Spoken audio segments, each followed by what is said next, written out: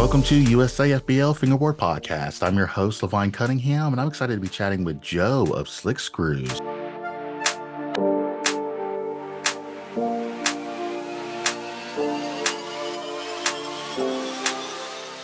Joe, also known as Slick Screws on Instagram. Joe, thanks for coming on the podcast. How are you? I'm good. Thank you for the invitation. It's my pleasure. Man, I'm excited for you to be on here and get you chatting and telling your story. You are fresh out of the UK, right over the pond for us. That's correct. That's correct. I consider you to be like a lifesaver. Like if you have a set of Dynamics or Black River trucks and you've had them for a while and you've been swapping those things in and out because you got mad setups and stuff, and all of a sudden one of those plates starts to strip out, you're like the go-to guy basically as far as supplying us with new fresh screws that allow us to basically save our $50, $60, $70, truck setups. That was one of the main problems that I had when I was younger.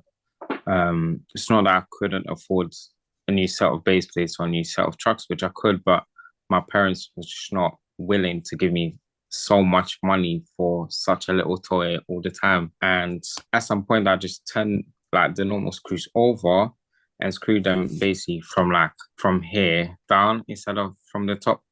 So basically, I would screw what's meant to be at the top, I would put at the bottom, and then I've done that for many, many years. I've either super glued there as well. And then with time, just needed to find a fix for it, really. I can tell you that a lot of us will literally just buy a cheap set of China trucks just so that we can try to preserve our trucks and stuff, because like if there's we all like to try new setups, new boards, stuff like that. But like the problem is we're all kind of scared to swap our trucks and stuff onto these new setups that we may not know if we're going to like or not, or stay on and stuff like that. And so like, most of these trucks, you can only swap them out, maybe 3 or 4 times before you start running into issues where you might strip out your base plates and stuff. And so, for a lot of us, the economy's rough. And so, $50, $60, $70 for, some higher end trucks, it's kind of scary whenever you start swapping them out like that. So a lot of us, especially I still kind of do that, to be honest with you. It's just I'll buy a cheap pair of China trucks and slap them on a new deck and see if I like the deck first. And if I do, I'll be like, all right, I'll invest in a good set of trucks or whatnot. But you've cracked the code, man. Like you've got it to where like we can confidently swap out trucks now basically as many times as we like, because we know we've got, Slick Screws to the rescue. Yeah, it is a good thing, but at the same time, it is bad because I'd rather not have the need to sell any, because I think paying like $30, $40, $50 or £50, whatever you're paying, it just shouldn't happen. So I'd rather not sell anything and no one have that issue than me selling what I'm selling right now and knowing that a lot of people have the same issue over and over again. The issue's still there. So, Yeah. And as a disclaimer, we're not bad talking, truck companies, Dynamics, Black River, any of the other, higher end truck makers and stuff like that as well. We're talking about just the simple fact that like, these are very, very tiny pieces of base plate metal, and there's not a lot of space basically to cross thread and all that stuff. And I'm not even gonna lie, like we're grown, adults or kids, and we like to put a lot of torque and stuff into setting these things up. And so, naturally, there's going to be issues whenever you start messing with it prolonged periods of time and stuff like that. Simple problems with simple solutions. So, Yeah, that's completely a fact. I've had problems, like I said, for many, many years, and I still ride the same trucks for many, many years.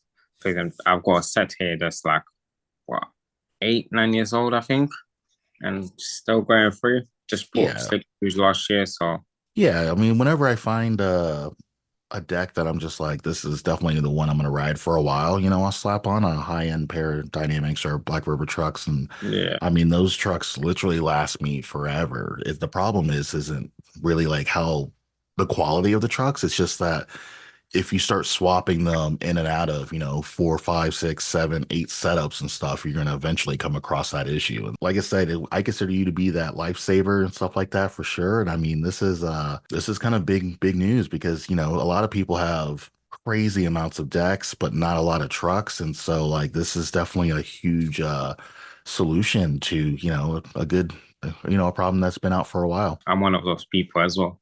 Tons of decks, not enough trucks. Exactly, exactly. At And some then point, I was buying like the whole setup as itself. Like I'd buy deck, trucks, and wheels for it because I just couldn't be asked with anymore. Like, if I understand I'm in a grateful position, I can afford it, but I understand that some people might not be able to as well. So I understand that as well. So let's backtrack a little bit, Joe. So, I'm assuming that you were a skateboarder first before a fingerboarder? Yeah, I've been skateboarding since I was 8, but then I got sick and I had some surgeries and all of that, and I was in a wheelchair for a couple months. And during the period treatments, etc., like I was just playing around in hospital. And one time I was like complaining I wanted to skateboard and everything, and just like, oh, tech deck showed up, and yeah, that's just what happened. Then when I got better, I eventually went skateboarding again, but I couldn't like put myself in the same way as I used to. So I would just sit watching people skateboard and I would play with the tech decks and everything. I just looked it up in the UK, FB UK, which was a shop a lot of people might know, and a lot of people might not know them. I think they closed in 2019, to be honest, thanks to COVID. But yeah, basically been honest ever since. And then one time I went to Portugal on holidays, which is where I'm originally from. Was looking for fingerboard in Portugal as well and found Lowpro. At the time, you were selling like some complete setups for like 65 euros, whatever it was. And yeah, I received that, went crazy and never stopped. It's been at it since 2007 fingerboarding, and I think I got that pro set up in like 2012, I think. So have you been basically fingerboarding consistently the entire time, or are you taking more like a couple breaks or anything like that in between? And I was always fingerboarding. I always had it around me. It was not something that would stop for years or nothing like that. I would just have always a tech deck around or a pro fingerboard around. At the time, I only stopped for like a year because I got very mad because my professional low pro setup at the time, it just got stolen. So I was like, yeah, I'm tired of this. I don't want to play with it anymore. After that year, I just went back to it, bought something else. And yeah. I had a similar story as well. So I used to play with tech decks literally off and on for, 20 years. And I got my first pro setup in the mail as a gift, as an extra, actually. I bought like some ramps off eBay. It was a mild deck. He's like, it was really, really thrashed. And he was like, hey, dude, thanks for buying, a couple obstacles off me. Here's a thrashed, mild fingerboard deck. Before that, like I could never really justify like spending that kind of cash because I've been riding tech decks forever. So I'm like tech decks are 3, 4, $5. Then they have like, the Pro Series, those are like $13 US, whatever. And so like I've been rocking those forever. And then I Mm, got the Pro set up and I'm like, okay, this is a game changer. Like it was a 96 by 34. And so it was, had great pop. It was a really good deck, but I was still using like the tech deck trucks and wheel setups that came with yeah. the Pro Series and stuff. And it wasn't until I went to my first fingerboarding event that I realized that like I went from like I couldn't justify spending more than 13, $14 on a pro setup to now I'm like I can't even think about not spending at least $100 on a setup. And so Yeah. definitely a game changer. But when I accidentally, I was making decks, and that's just like with the Bondo molds and all that, and I was using that pro deck as like a As a paper, yeah. guide. Yeah, yeah. And so I was doing the belt sander and trying to like get it pretty close to this, and like I really liked it, and I was trying to figure out like how like sturdy it was. And then I kid you not, I accidentally snapped it and I snapped it in half because I was trying to figure out like, this seems kind of thin, like 5 plies it looks like, and that's what everybody's saying, and it doesn't, and I'm like, I snapped it in half, and it's like I went into like a deep state of like fingerboarding depression for like 2 months where I didn't know what to use as a Yeah. new like deck, and then like the old like Tech Deck Pro series just wasn't doing it for me. And so like I kind of went like 2 months without really fingerboarding until I just pulled the trigger and started this like rabbit hole of just like trying to find the right fingerboard deck for me. Yeah, I've tried to find the right fingerboard deck for myself for many years as well. I found Milkshake. At the time, he was evolving his molds and everything. And I tried his first prototype, I believe, drag mold. And then I really enjoyed it, but it wasn't still there. And then he upgraded to the second version, which is this here. Looks like a shorter wheelbase on those. It's 57.5 or 57.8. I'm not too sure. Gotcha. But with the kicks and everything, this is literally the perfection for myself. Is either that or this Alba deck as well. Okay. For me, Okay. this is as well. Those would have to be like my favorite shapes and molds and everything at the moment. I am actually probably getting ready to go back on a new rabbit hole journey as far as trying to find a new favorite setup for me. I've been pretty much rocking double joints for pretty much like consistently for the last 2, 3 years. That's kind of been my go-to, but I've been hosting a lot of events and going to a lot of events and feeling a lot of other people's setups. And there's definitely no disrespect to double joint, but I mean there's other setups out there that I feel like suit me a little bit better. But I'm like, one of those like, I don't know if I want to drop another. I'm at the point now where I think I want to like actually buy people's full setups instead Yeah, of like trying to piece them out kind of a thing. So like if I go to like an event or something and I'm like really like a setup, like I'm like, dude, I might yeah, like be like, hey, dude, like how much for me to just like take this whole setup? Like I like the way like everything about it feels like down to the yeah, wheels, the trucks, the deck, like the yeah. tail, No, I mean, everything. yeah, no, I know the feeling. I've been offered before. I had two setups that I've been offered money for, and I said, nah, I can't do it. I can't just like turn around and sell them, to be honest. But that's just me. No, I feel that. I feel like if I was to piece it together, it wouldn't feel the same. And there's just something Exactly. about like, About being used. yeah, I think that's what it is. I think like everything's been properly broken in and there's something with that. And it's like so like once you have like a fully broken in setup and everything just Yeah, feels good, like it's almost hard to replicate that. yeah, that is true. It's been added life to it. That's what's been happening. Where are you located out of exactly? I'm based in Southwest London. Slick Screws itself is based as well in Southwest London. So basically, myself, I'm based a bit further out of London, but Slick Screws office is within central London. If you want to ever come, if you ever around, if we're still at that office, we're based in Brixton, Zone 2, like 5 minutes away from Zone 1, 10 minutes by train from Victoria. Just DM us.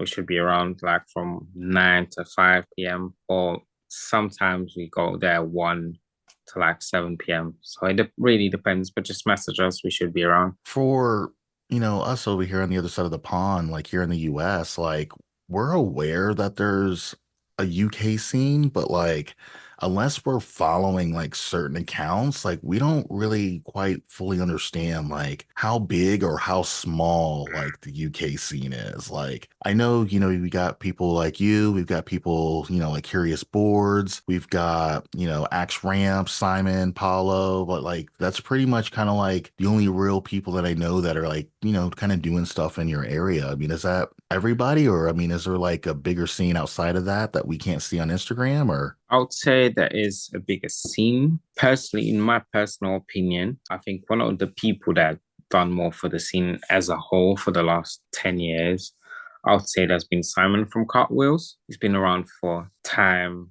He does a lot of great work. He always sponsored the events as well. At the moment, as well, is one of my favorite wheels as well. It's got a V4Rs, which is like basically plastic wheel with some metal core inside. So they makes it to be heavier, but at the same time, not so heavy. High customer service, high quality control. Any issues is there for everybody. And it don't matter if you're in the UK or outside UK. I know they'll 100% help everybody. And he's always up there to sponsor, and he's been in the scene for years and years and years. So I would say he's one of the big ones out here. And then you've got Axtrams as well. Axtrams is a brand, it's an old brand that was born in Italy. Then they moved to the UK and they start hosting events here. Unfortunately, the space that they had got shut down. They haven't been able to find something else after. Well, they found a little cafe type thing. Then they built a replica fingerboard park for a skate park. They done one event there. Then after that, I've done my event to celebrate. So basically, to celebrate 1 year that we created the logo for it, which was the 31st of March. Together with our event, we launched Curious Boards as well on the same day. And because this year, July 1st was the first year of Slick, the full business open year was 1st of July. And yeah, basically right now it's just us training events.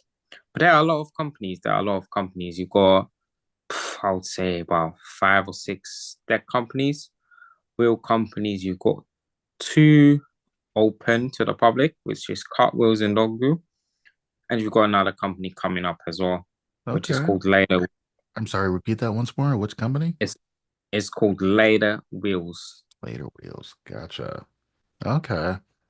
Well, I've seen, I mean, I've been following a little bit of the history, behind some of, what's going on, in the UK scene, but without actually like being in there, we're just Yeah, the outside kind of looking in. So, yeah, I understand that. It's I think the USA scene is so huge. Let's just say that you just can't go online and look for fingerboarding and not see something that happened in the USA.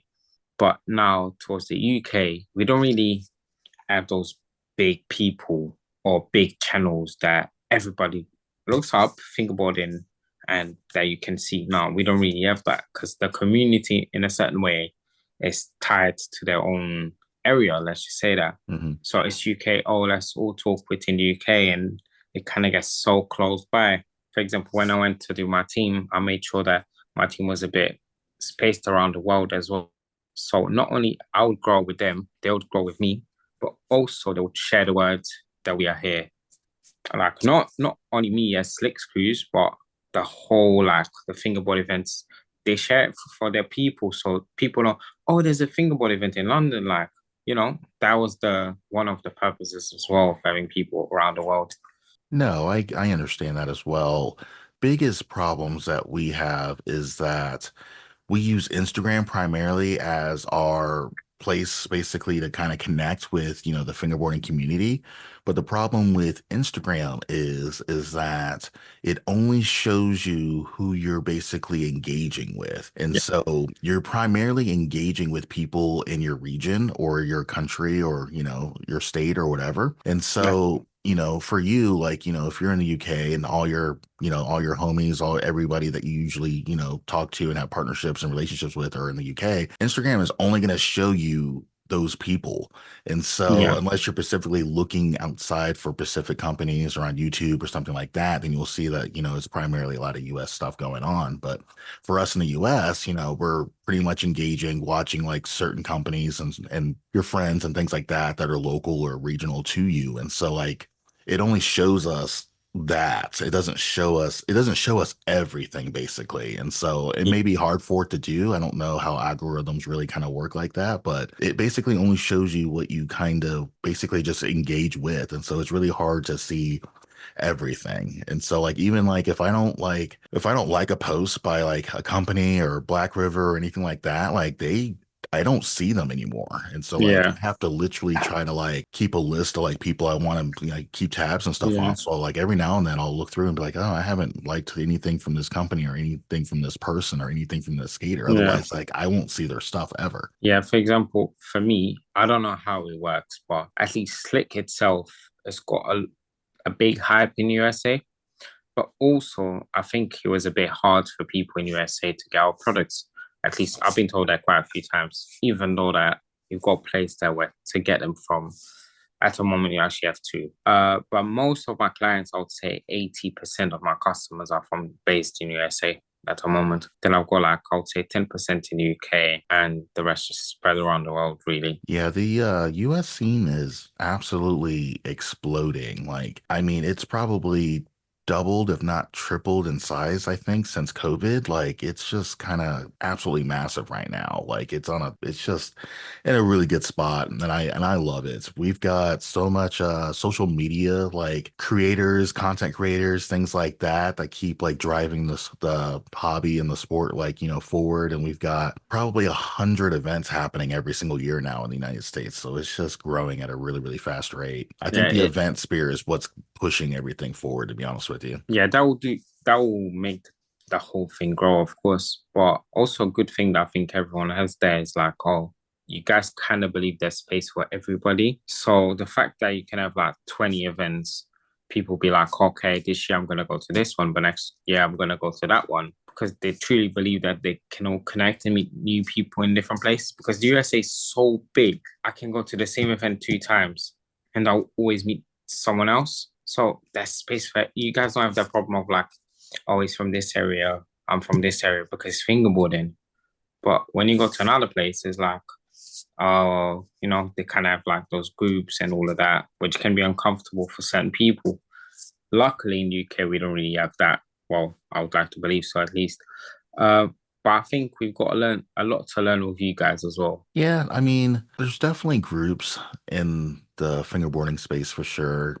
And there's also a lot of drama that comes along with those groups as well. So it's kind of like high school, at least for us a little bit, because like there's these like when you go to like when you're in high school, you're like, all right, you have the jocks, the guys that play sports, you've Yeah, got the skateboarders, you got the stoners, you've got the nerds, the gamers, like you have all of yeah, these like just groups and they're like really prevalent in the fingerboarding space. And so it's like, everybody has multiple hobbies. And so it's like, everybody does, fingerboarding, but yeah, they might be, they might fish or they might play yeah, guitar or they might, so like everybody has like all of these extra hobbies and stuff. And so there's just a lot of groups I notice as well. And so on Facebook, at least, there's probably a good dozen like Facebook groups that all have like subgroups within fingerboarding. And so yeah. it's an interesting journey just kind of watching all this stuff kind of,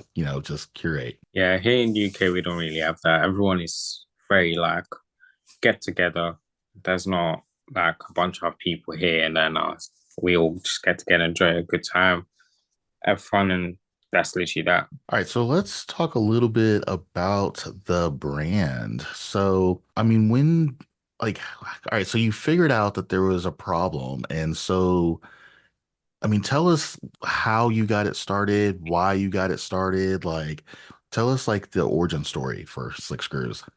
So basically, I found there was a problem a long time ago. Just kept having the problem, and I was told at the time about calculator screws and networking with a lot of people. Some people at the time was like, "Oh yeah," it was like Loctite or Treadlock, something like that, on your normal things. And at the time, they even told me about Teflon tape. Basically, apparently, if you use Teflon tape on your normal screw, it makes it go thicker. So that's when I went on a research and through networking and research and all of that, found out which one would be for exactly this truck, which one would work exactly well for this truck. But my problem was because I could just go China and order everything and just sell it, but I wanted to keep like kind of control of it and have quick access to it because I knew that would like sell, but I didn't know that I was gonna sell as much as I did. Trying to find a supplier here and buy a slot because when you go to like a factory or whatever and you tell them I need this product, if they're not producing that product, it's not something that you can really get it.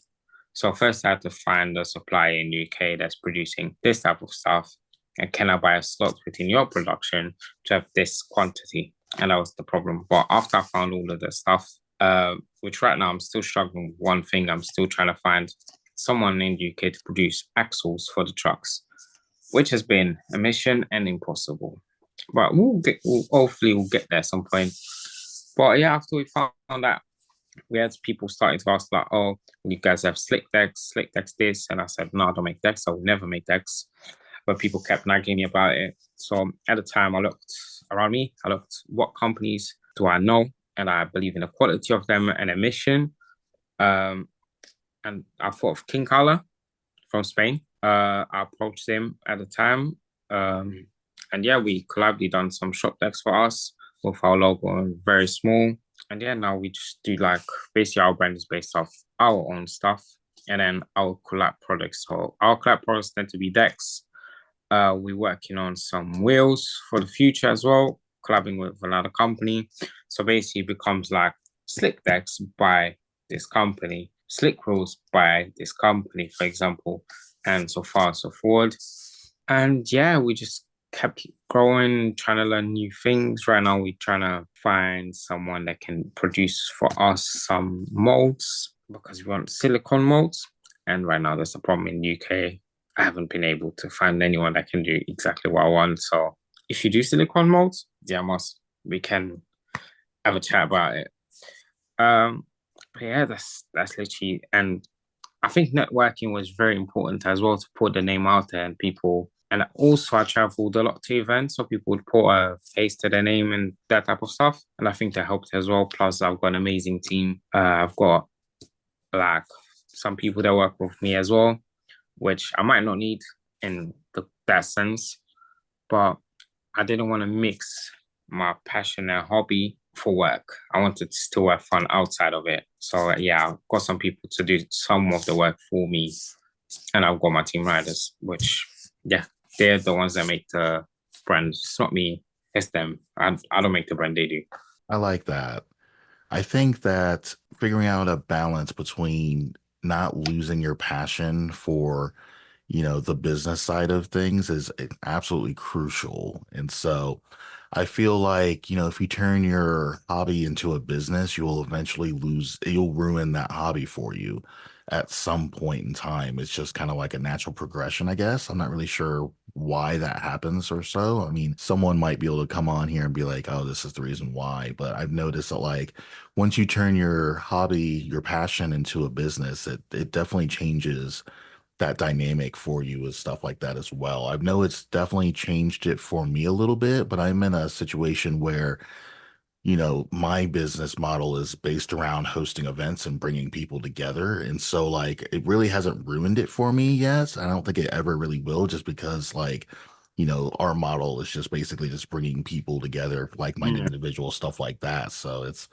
might be a little bit different if you're like a deck maker or an obstacle maker or something like that. Because I got the more social aspect of our business model, basically. I think trying new things is always good. Like, of course, if you keep making the same thing over and over again, at some point, you're gonna try to, for example, if you make decks every day, you're gonna try to play with your fingerboard a little bit. You look at that, you be like, just spent like 5 hours doing this. I don't really want to touch it no more. Just Mhm. leave it on the side.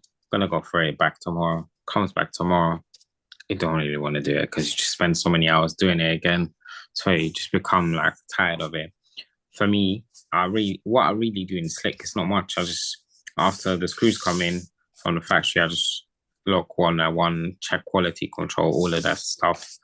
Um, and sometimes I go to the post office and ship orders.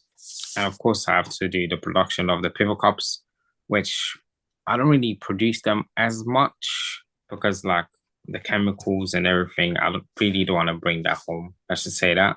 And I don't really have much time to go into the office as well because I got two babies, so it's a bit of a struggle. So I do like one big batch.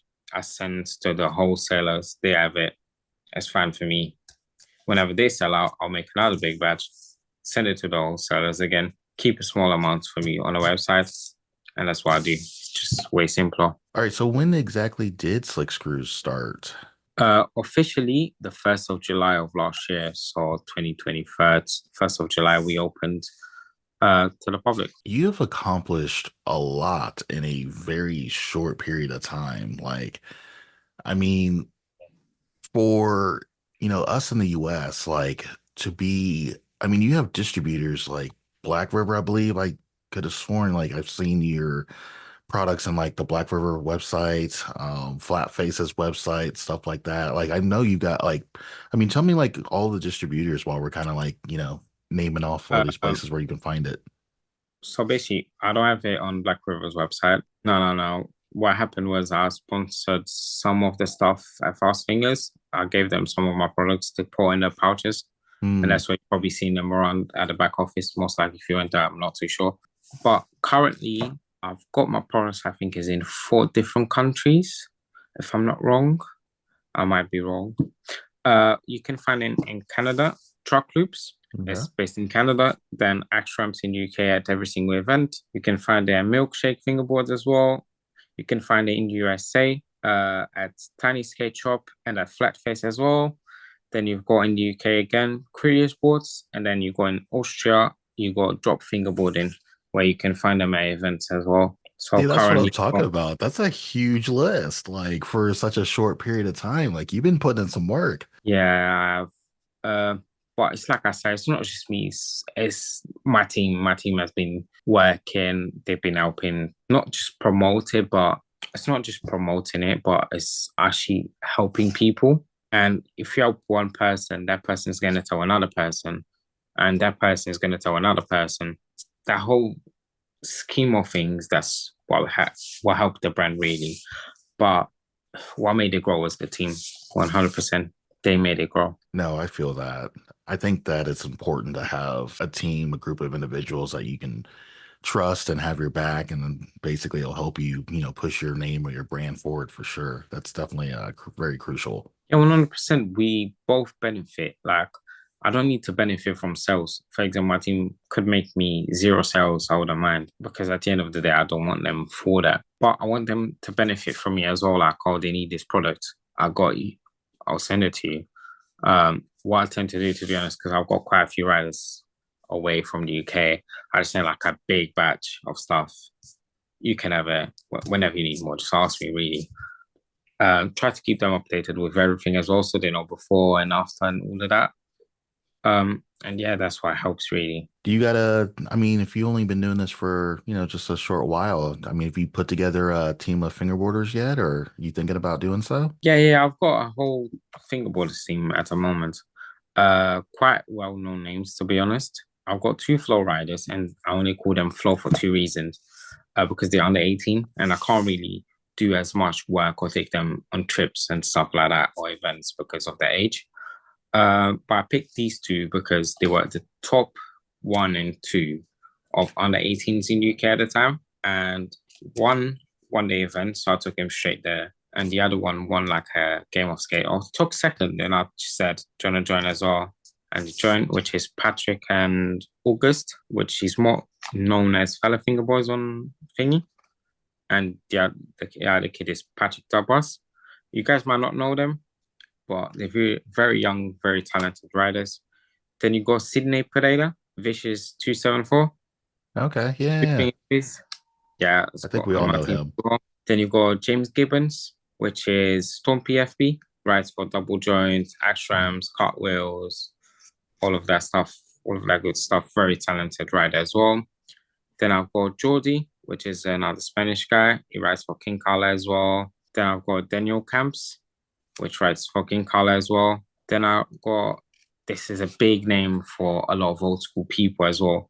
Rory Campbell, Tollbacks. Mhm. And then I've got a Portuguese guy, which is called Gonçalo Neto. And his Insta handle is O10FB. So I've That's got people in Spain, Canada, UK, and Poland as well, and that Portugal. that's crazy. That's what I'm saying. Like you're I mean that's you look like even online, like I mean you look like a very professional, very established brand. Like I would have never figured that you've only been doing this for such a short time. Like you look like you've been doing this for 4 or 5 years, how you've got everything set up, distributors, team riders, flow riders, like these are all like third year, fourth year, like type company, acclimates basically. Yeah, I think because I've got background in business and I've got another businesses as well. I think on that aspect was a bit easier for me to like portray myself as a setup company. Plus, I dealt with like from the beginning, like the investment part of it, the research part of it, the marketing part of it, the designing part of everything was all like so invested in. I was very grateful as well and lucky because I've got two people that do graphic designing for me. Because myself, I couldn't do absolutely nothing. Very honest. I could probably draw in a paper and that's it. Which is the owner of Alba Fingerboards and Milkshake Fingerboards. I just asked them to do stuff and they've always helped me with everything. Alba was the creator of Slick logo. I gave him a few ideas. He showed up with a bunch of stuff, and I loved what it is today.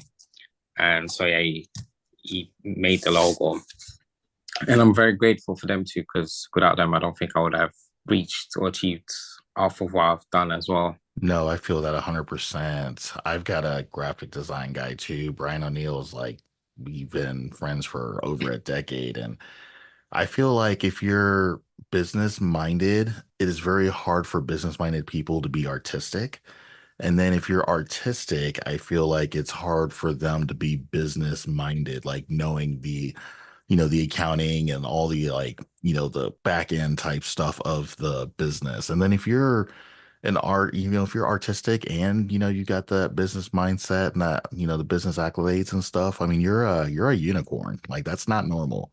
Because I think it's like people think with like their left or their right lobes or whatever. I don't know the science behind it, but like business people, they think more on like, one of the lobes over like, the other side and stuff. And so very hard to find someone that's well-rounded like that that can both do the art and the business side of things. Yeah, that's true. To be fair, with accounting side of things, I think I was very stupid for the first 6 months because I had someone that would take care of like my shipping. And I didn't realize, well, I didn't check as well how much I was paying for shipping. And I was charging for international track £5 and I was paying 12. Mm. So once I realized I had to change the shipping prices for £12 international and keep £5 for within the country track. So then basically I might lose money at 12 as well, but most of the time just covers it. So it's a learning process as well. Plus what I've done as well was like I think half of the profit that I made in the within the first year, most of it went into either making the events, which is I'm making another one next month, or sponsoring events around the world. I sponsored in Peru, I sponsored in the United States, the Van Showdown, the second already. I sponsored another one in Spain. I've done a lot of sponsoring events and stuff like that. So, it's a learning curve, a lot to learn still, and a lot to grow. No, I feel that for sure. I know like the first time I met you in person, it was going to be at the Fast Fingers event that happened about a month and a half, 2 months ago. And you actually were a judge at the Fast Fingers event. Yeah, that is correct as well. I applied to be a judge and then I got accepted. And then I feel like I kind of got lucky that they told me that they had enough judges. And for me, this was my first Fast Fingers event. So they basically said, hey, we got enough judges, like, come to the event, enjoy the event, and stuff. And so for me, I feel kind of lucky that I didn't get to judge because as a fingerboarder, like, I got to fingerboard, watch the competitions and stuff like that. But for you, it's like a blessing and a curse because, you're Yeah, blessed and honored to be a judge, but you're kind of cursed that, you got to sit up there on the judge table for, several hours. I mean, what, 5, 6, 7 hours type thing? so we started at like what 1, I think. We finished around 9. So about 9 hours, something like that, around that. Yeah, it's a really, really long contest. And so kind of tell us a little bit about the experience of judging such a high-end fingerboarding contest. It was very interesting as a whole. I've judged before, quite a few events before as well, so it was nothing new to me. But the fact that was so many people just watching that they never fingerboarded before, and everyone was so happy and hyped up about the whole environment of it, that was an amazing experience as a whole.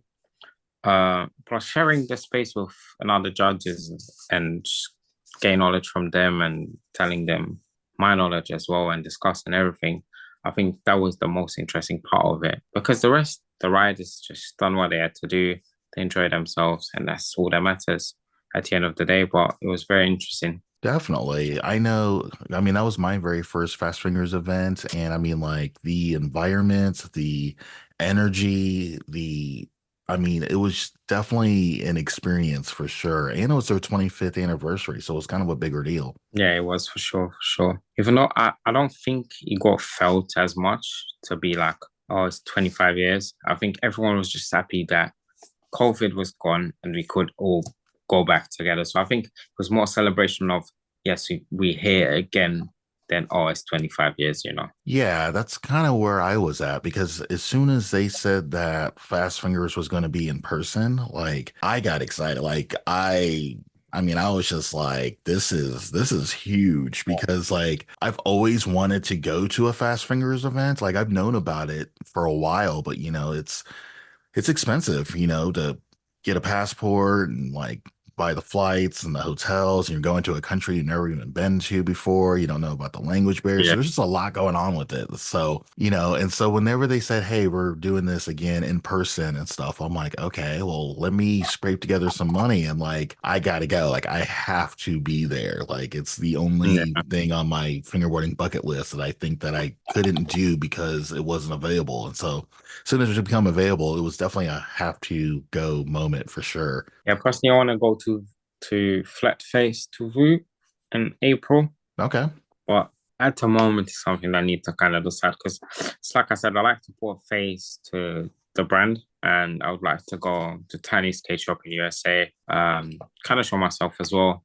They were the first ones in USA to have our products, so yeah, I kind of want to go to those places that have got our products and like, those are the priorities right now.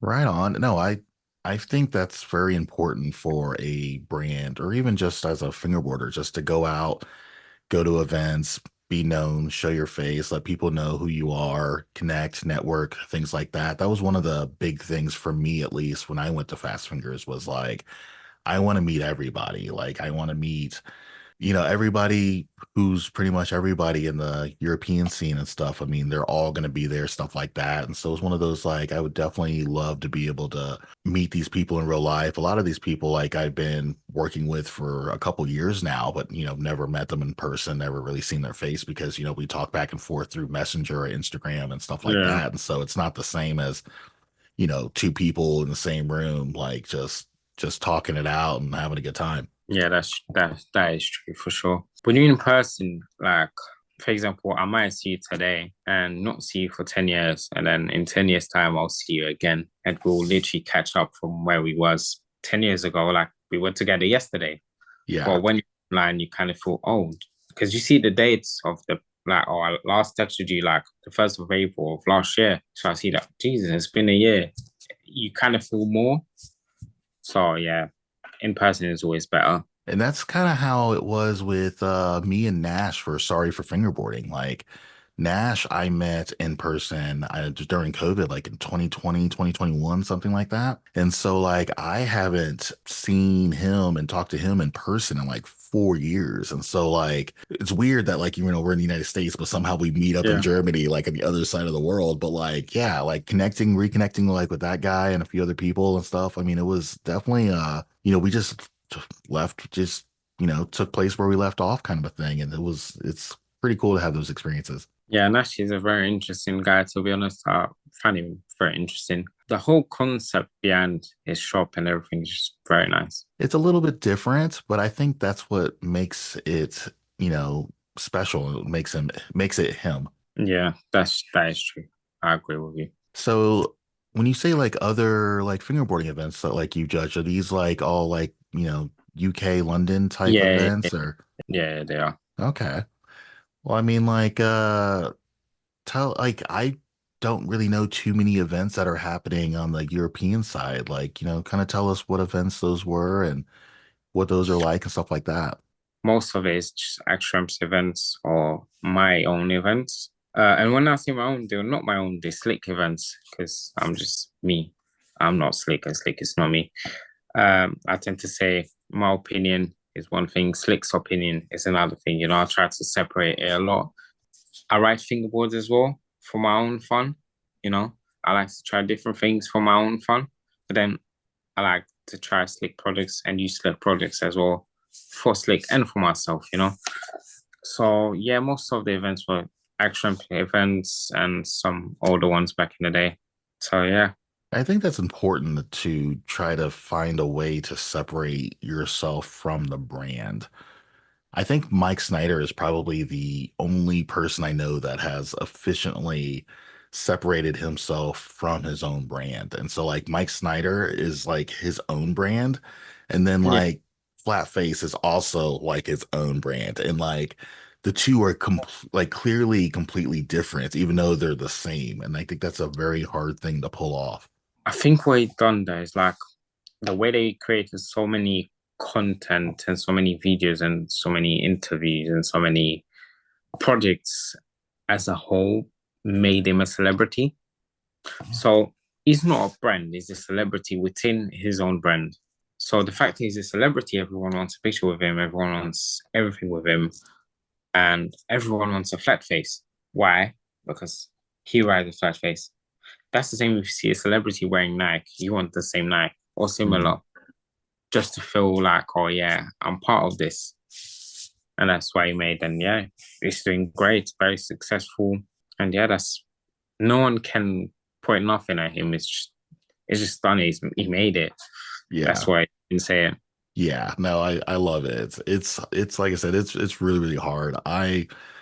You know, Levine Cunningham is me, but I'm not, I am USFBL, but I'm Yeah. also USFBL isn't me. It's Yeah, weird. It's exactly. yeah.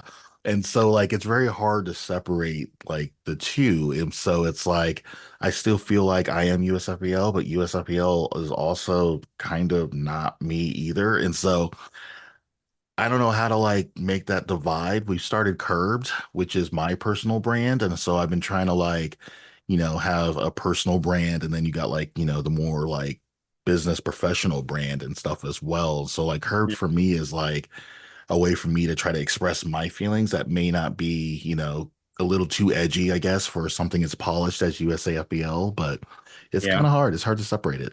Yeah, I know. When I say that to people, people find it very weird. Hmm. But what I tell them as well is like, if I want to ride for someone else, because a lot of people say, oh, yeah, you own Slick, so you ride for Slick. No, I don't ride for Slick. I've got no involvement with riding for Slick or with Slick Team, nothing. I'm myself. I ride my own stuff, okay, but I also enjoy ride this and that and this and that. It's two completely different things. Yeah, so you are sponsored by other companies though, right? Or is Slick just Yeah, you? I mean, yeah. So basically, I'm sponsored by Milkshake, which is a UK that company. Back in the day, I always said no to any sponsor requests or stuff like that because when I was a kid, I believed they had to sign contracts and stuff like that as well. And I didn't want to just ride one thing, but I'm also the type of person I will not sell something that I will not use and that I don't enjoy myself, but I also will never represent something that I don't believe in. So the opportunity came up, and I already bought the product. I was a customer of the brand already. I truly enjoyed the brand. I was trying to see the brand grow as much as I could. I was always passing the word about the brand. But I was doing this not in with no intentions of like, oh, getting sponsored, nothing like that. I was just doing it because I truly believed in it. And when the opportunity came, yeah, just joined the team. Um, been there for a couple months now. I've got a pro model coming out soon. You can show here is completely trashed, but if you can see it, I'm not sure. no, yeah, definitely. So this is But your yeah, pro model? yeah, that is correct. Nice. Yeah, I'm not sponsored about for any other brands because I don't really have the need to be honest. Tuning brands myself, I've got Slick. Wheel brands, I probably would, but I don't think there's a company that I enjoy enough. Like, don't take me wrong, my main go-to is cartwheels. I'm not a plastic type of wheel guy as well, so I wouldn't like, you know, do that. I've got a thing for like doing things if I believe in them. If I truly don't believe in them, I wouldn't be part of them because I don't think I would benefit the company as well. I don't think it's fair on the company because if I don't benefit them and I'm benefiting, what's the point of it? I don't think it's fair. All right. So this looks like a great time to do the Listen to Win contest. Joe here has a collab deck from Milkshake. It's going to be a 34 by 97 millimeter deck. And you want to give him the challenge, or you want me to give him the challenge? Yeah, you can give it. All right, so Joe's got the challenge. So we've got a varial flip to crooked grind, nollie flip out. So this can be on a ledge, it can be on a rail, it can be on any grind surface basically, but we're looking for a varial flip to crooked grind, nollie flip out. And so what we're looking for is we're looking for an Instagram post Tag USAFBL, USAFBL underscore FBP, and Slick Screws. This is going to be a contest of who does it first, not who does it the best. So we're looking for the first person to do the varial flip to crooked grind, nollie flip out. Let's use the quickest. I'm excited to see this. It's always a good. I like nollie flips out of grinds. They just look good. I don't know why. There's something about them. Especially you get that nice little pop, that little floater out Yeah, of the crooked grind, that nollie flip. Like they just look really good. So I'm excited to see this clip. yeah, for sure. Same. It's probably one of my favorite tricks as well. Just the whole varial to crook to nollie flip out. I just think the whole combo of it is just, if it's well done and clean, it's just amazing. Man, all right. So let's talk about this collab milkshake deck. So is this a pro model or is this separate or is this just a collab between you Uh, and Milkshake?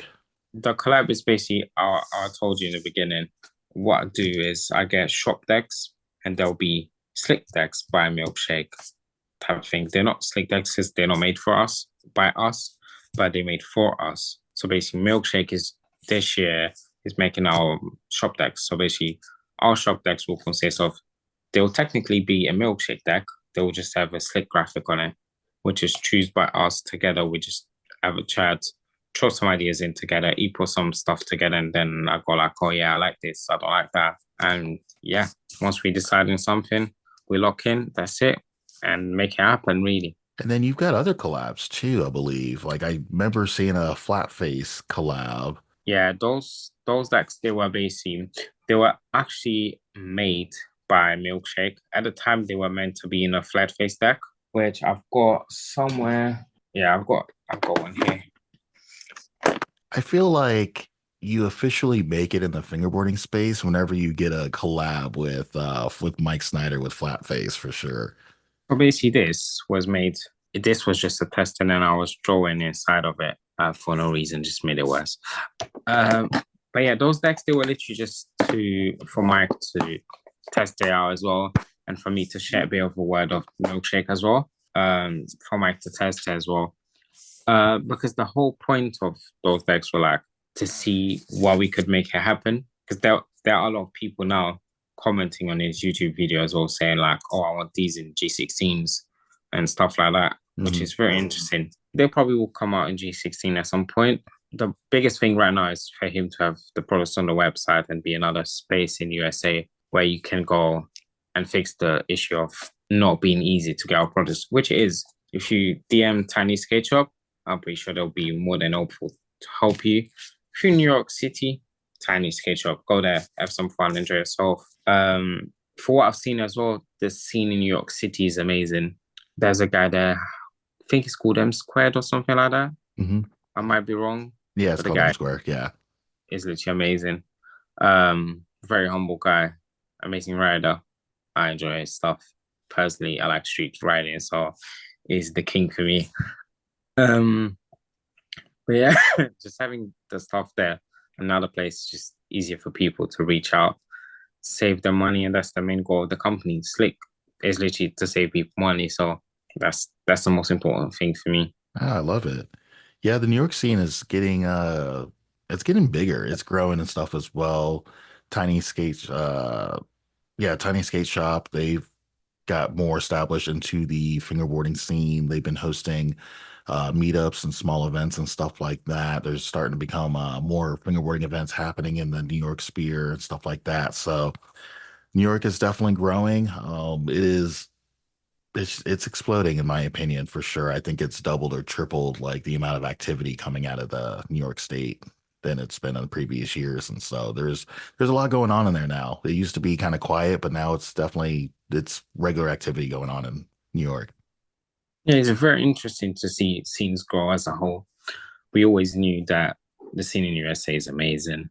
The scene in Germany is amazing because Black River, of course. But lately, I've seen like the Canadian scene grow a lot as well. I think the Canadian scene is a little bit like the UK one. It's like it's big, but not too big, but it's growing as well, which is amazing. Yeah. Well, I've been kind of following the Canadian scene and stuff like that as well. There's just it's really all about getting just the ringleader together, the person that's just hosting the events. The events, I feel like, is what's the glue to keeping the Yeah, scene yeah. together. And so you've And got people like Six Gates, shout out Vito that's been holding Toronto and stuff down. You got, Fingerbin with Camel Pro. Yeah, with yeah, Camel Pro, he's been hosting events and stuff like that. I think out of Montreal. And I mean, the scene out there is definitely growing for sure. yeah, it's very good to see. And yeah, for sure, Vito does amazing. I know Truck Loops as well. He makes some events at Six Gates for his like first year anniversary as well. He made it. I know he's gonna make a new one as well this year for his second. They got what boards at the beach, I believe as well. Yeah, he's got boards by the beach. So they're doing a lot, and it's amazing to see that they're growing as well. It's like here in the UK right now, it's just me making events, but I hope that Shrams comes back soon and throws down some events as well. Um, yeah, it's just, there's quite a few events coming up as well now. There was one in Birmingham by a new company. There's another one which is called Sweethearts or something like that. You probably know the guys organizing Eddie Dalama Hmm. and Tom McNally. Yep. Yeah, they're both making an event up north. I hope to make it. It's the 1st of September. So if you're listening to this, go check them out. It's going to be amazing. You're going to enjoy yourself, have a great time. Which is sponsored, if I'm not wrong, Black River Milkshake, Cartwheels. And I know there's one more, but I'm not sure. Oh, and Pastel, which is the guy that made the soy pool. Don't know if you've seen it. Those Oh are the yeah, four yeah, sponsors. yeah. And yeah, if you're listening to this, if you're in the UK, just go have fun and enjoy yourself. Meet new people. Definitely. And then also shout out Brandon Keeler with Fidgety Dex 403. He actually had a fingerboarding event last weekend when this podcast episode comes out of Strathmore, Canada as well. So if I didn't say anything, I'm pretty sure I'd have definitely heard about it in my DM. So shout out Fidgety FB 403 for sure. Yeah, that's good. It's good. It's always good to see people getting together, like even if it's on a weekend for fun. For example, out of Portugal, we got a new brand as well, which is called Replica, which is from Afonso. He's a very talented rider. You probably met him at Fast Fingers. And they all get together like in his headquarters and everything. Just have fun, and it's amazing to see that they get together. Now Patel as well. It's been opening on Fridays. People from north of Portugal, they get together, they have fun. And yeah, fingerboarding is just getting people together, and it's amazing to see how they're doing it and growing the scene. It's just amazing building connections between people. No, definitely. So do you have any upcoming projects or anything in the future that's happening that you might want to leak on the podcast? Right now, I'm working on collab wheels with a brand which I cannot disclose right now the names or nothing like that. But at this moment, it's that, and we're working on bushings as well. But that's more on a long term type of things. Because, like I said, I'm not selling anything that I don't enjoy myself or that I don't find perfect. Let's just say that. Um, and that's going to take a long time till I find something that I actually enjoy. Okay, okay. Also, I've got a collab that's coming out with Alba fingerboards by the end of the year. I've had a lot of people requesting it. We kind of delayed it. He's got his own life. I've got my own life as well. But yeah, if you don't follow them, make sure they go do. And if you don't follow Milkshake as well, make sure they go do the same. No, definitely. No, that's awesome. I'm sure the fans and stuff are going to be really excited to see these come out pretty soon. So that's exciting and good news. All right, I'm sure you got maybe a hobby or two besides fingerboarding that maybe your fans might not know about you. Uh, I like to go car racing.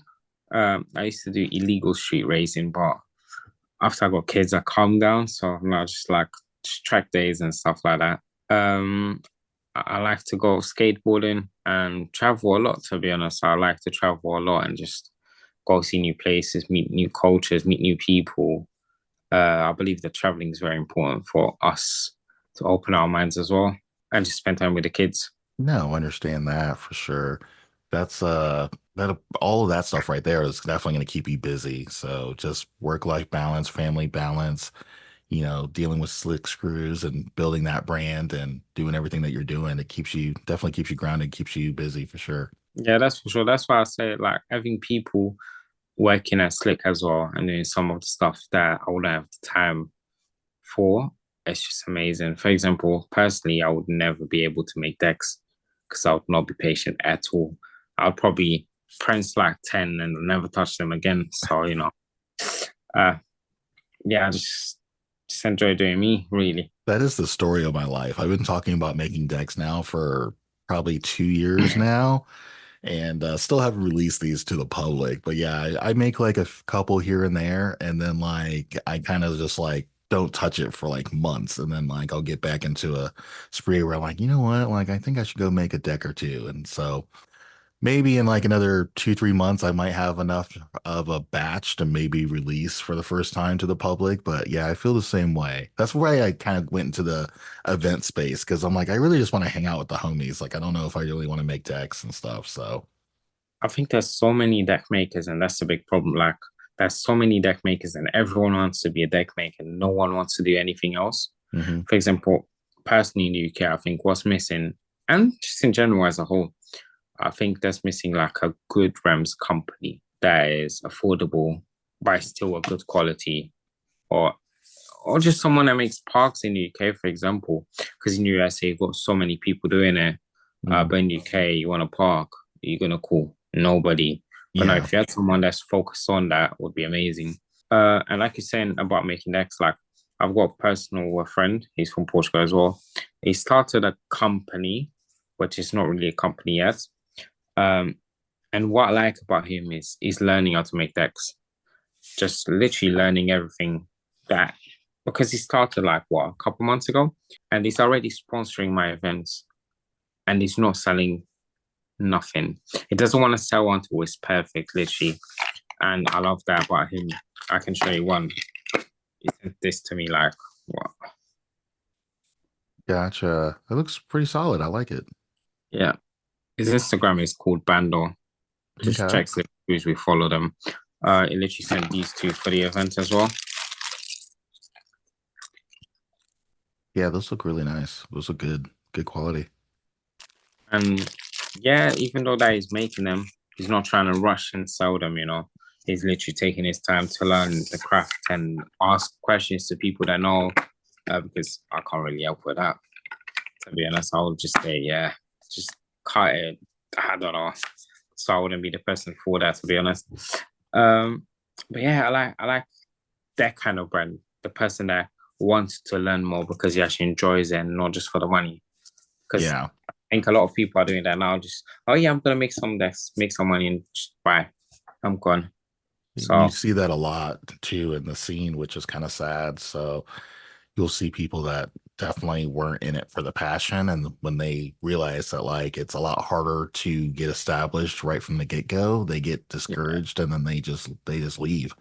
And you're like, whatever happened to that brand? And so like if they're not making money, then they're like, you know what, I'm out. And so the brands that you see that are day in, day out for years and years and years, it's not necessarily because of the money. It's definitely passion that's driving that.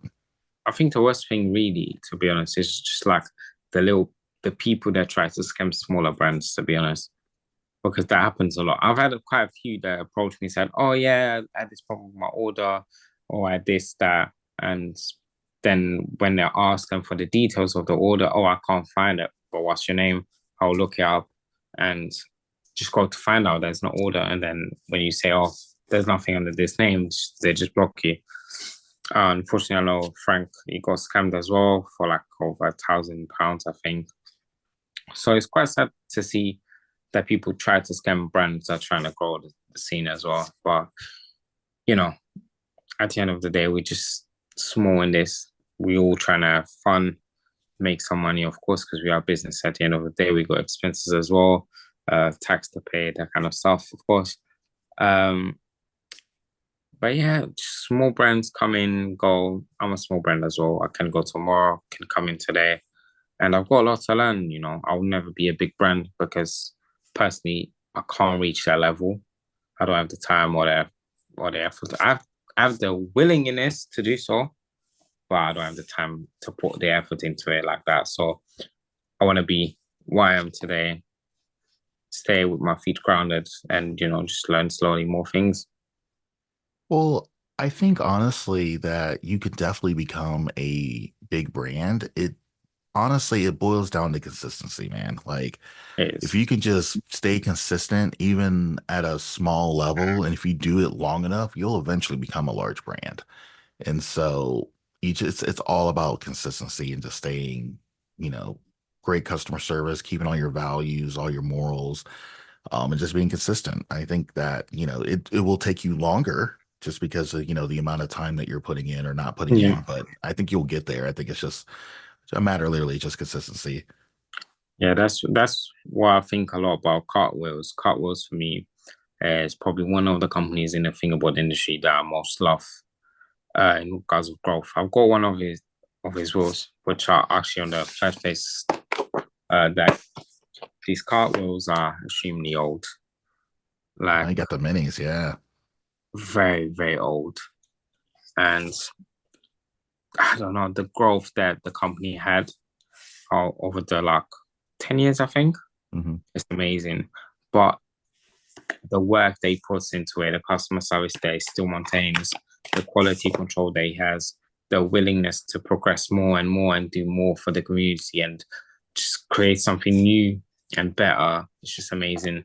Like Simon as a person is amazing.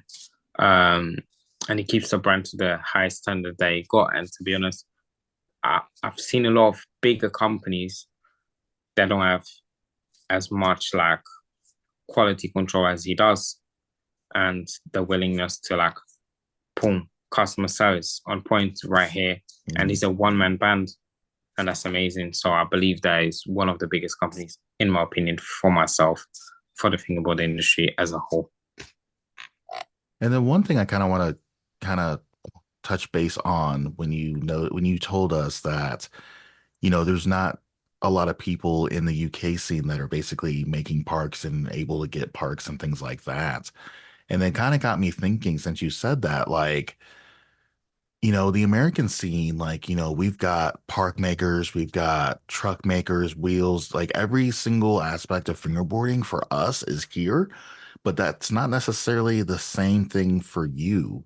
And so even in the United States, like if I wanted a park, I couldn't have it shipped, but I can drive and go get it. And so, like, having access to these things is, very, I guess I kind of been taking it for granted after I kind of, started speaking with you on this because, like, if you wanted a park, I think the only person literally in the world that ships parks on a large scale is going to be Black River. Yeah, And that's correct. so, which, everybody theoretically has access to Black River, but like outside of that, like there isn't anybody, I guess, in your local scene that's building parks on a professional level like that. And so it kind of gets me thinking, like, even though the American scene is growing and expanding and stuff like that, like there's definitely niches on other sides of the world if we can figure out ways to that's why distribution is very like crucial in our industry, especially for like your brand and other brand stuff like that, is being able to get your products not just here in the US, but also, in the UK, Europe, Australia, Asia, stuff like that. Yeah, I've been trying to get like some people that come to me are thinking about making X. What should I do? I personally just tell them, don't start making X. Try to make ramps and parks and stuff like that because that's what we really need. If you want to do this for the passion, go for it. We have Pastel, which he makes bowls and stuff like that. But personally, when I look at it, I think that's a piece of artwork. It's not something that I would like. I'll just try in the back garden. I'll just stays there. I could personally couldn't do that because that's a piece of art, literally. So yeah, we lack a lot of parks to be honest. There's no one making them, and yeah, I hope that someone starts doing it soon.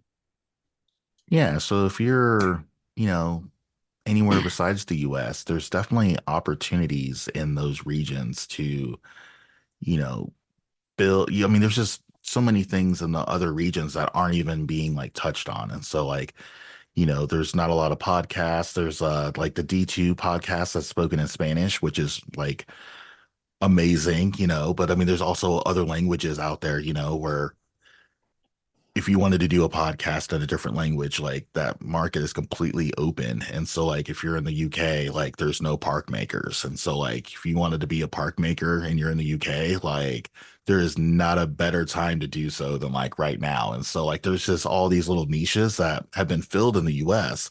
And so the US has like a little bit of everything and it's starting to get to a point where it might be becoming saturated. But then you have places, where you're from and other places and stuff like that where there's literally nobody in those spaces. Yeah, that's true. Like I would personally ship it to the UK from the US, no problem. I would pay for it.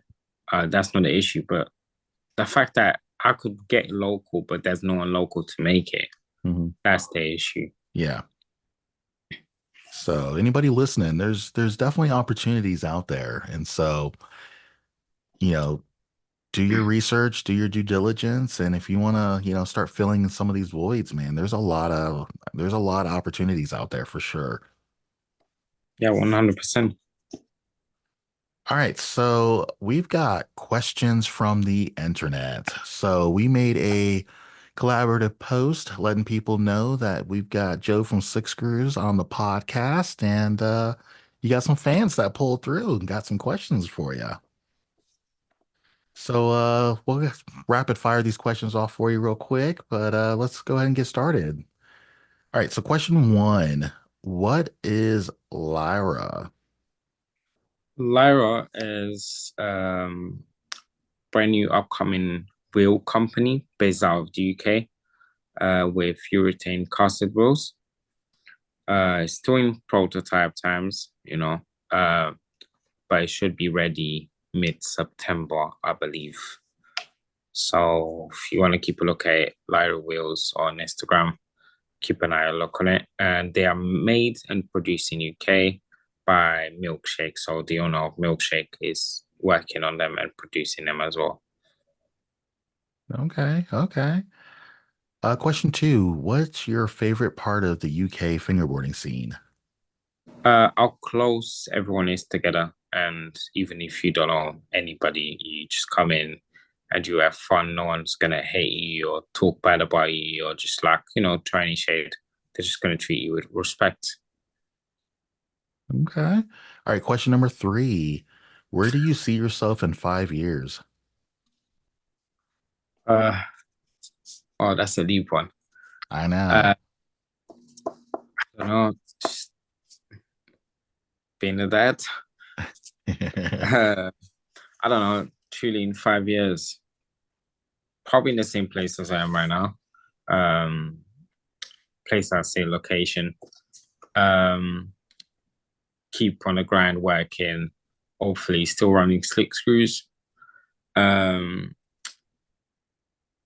and yeah, just growing as a person, as a business owner as well, and as a father as well. Okay. And then I'm sure you got a nice little list of shout outs and people you want to give recognition to. Yeah, basically, I'll shout out all the customers that have supported us through this time from the beginning. Our team riders as well, which I don't need to mention names, they know they are. Um, all the people that work behind the scenes for anything that Slick has, especially Alba and Milkshake, because they do a lot of the graphic designer work. So all the stuff that you see looking good, it's definitely not me doing that. Don't worry.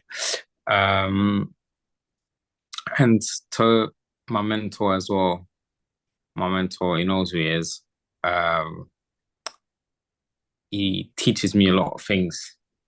Without him as well, I would be doing more stuff than I do right already, and probably wouldn't be the right time to drop them or stuff like that. And he's always behind my back, like, slow down, And that's very important for me to have some correct guidance. And yeah, everyone that has our products as a wholesale that makes this possible, and just like literally every single UK company that puts down the work. Right on. That's some love right there. Yeah, for sure, man. All right, I've got a few shout outs and stuff as well. First off, if you're watching this on our Patreon account before everybody else with early access, thank you, thank you, thank you for all the love and support. Also, if you made it this far, finger the like button. Definitely like and share and comment.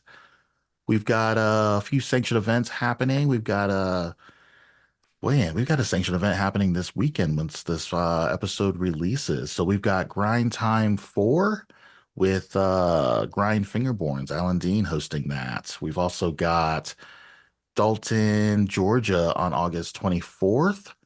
And then that's going to be hosted by Fresh Baked Fingerboards. And then we've also got an event in Cleveland, Ohio as well on August 24th, hosted by Bush.fb. So if you're in any of those areas, definitely check those events out.